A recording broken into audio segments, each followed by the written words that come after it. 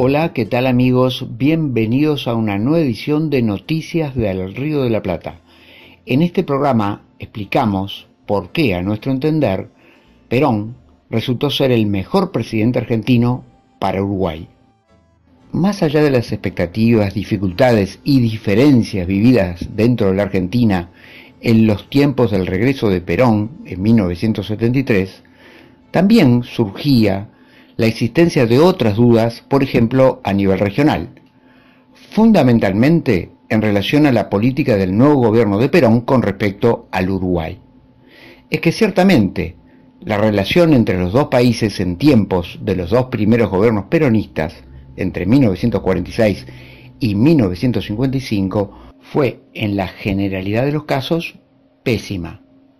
El antinomia peronismo-antiperonismo al Uruguay y fundamentalmente a los gobiernos uruguayos de la época en donde destacaba la figura de Luis Valle Berres, se lo debe ubicar en la posición antiperonista. Una política de asilo diplomático por parte del Uruguay que llegó a alcanzar a militares argentinos golpistas alzados en armas en contra del gobierno constitucional presidido por el general Perón.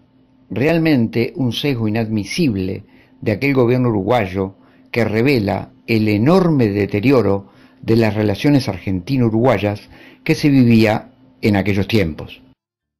Volviéndonos a ubicar nuevamente en 1973, y pese entonces a aquel pasado tumultuoso, el general Perón define una política hacia el Uruguay donde claramente destacan sus dotes de estadista y lo convierten, a nuestro entender, en el mejor presidente argentino para Uruguay.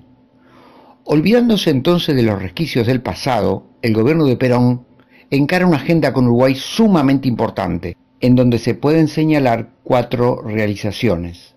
En primera instancia podemos destacar la concreción del Tratado de Límites del Río de la Plata, un acuerdo donde lo principal a subrayar es que más allá de resolver las diferencias jurisdiccionales entre los dos países, este tratado deja afuera de toda otra interpretación a países que llegaban a considerar que el Río de la Plata no era un río, y por ende parte de nuestro río ancho como mar podía encuadrar en el concepto de aguas internacionales.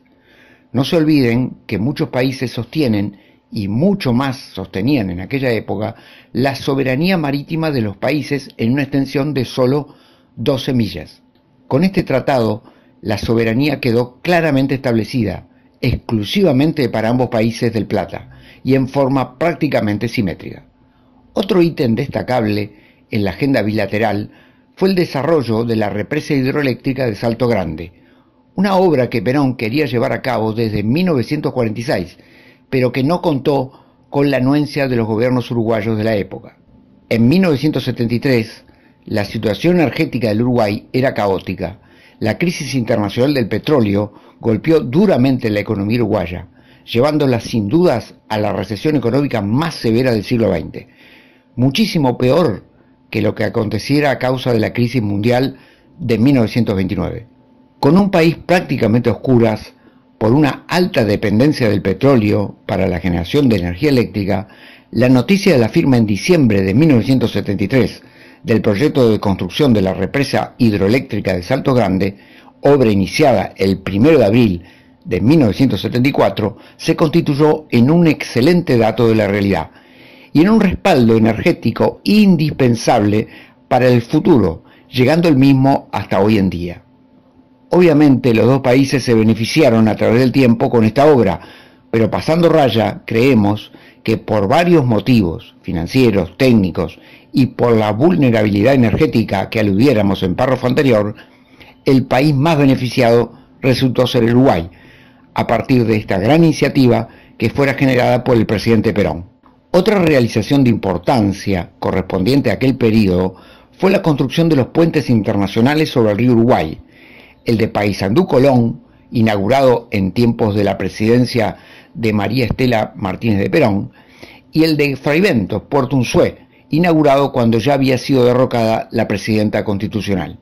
Indudablemente, estas obras de integración física entre los dos países lograron la dinamización comercial y un aumento en el flujo turístico que claramente benefició fundamentalmente a la industria turística uruguaya. También en aquel periodo del tercer gobierno peronista se concretó un acuerdo de preferencias arancelarias comerciales entre los dos países llamado CAUCE, un claro antecedente del futuro Mercosur. En definitiva, todo un bagaje de medidas integracionistas de intensa relevancia, seguramente basadas en el sustento ideológico del justicialismo, que se asienta en aquella gran frase de Perón: unidos o dominados. Como manifestáramos en un programa anterior, esta frase tendría que ser el emblema de los países de la región. Lástima que por una cosa u otra el Mercosur parecería estar derivando en un sentido contrario. Bueno amigos, nos vamos despidiendo. Hasta una próxima edición de Noticias del Río de la Plata. Hasta prontito y muchas gracias.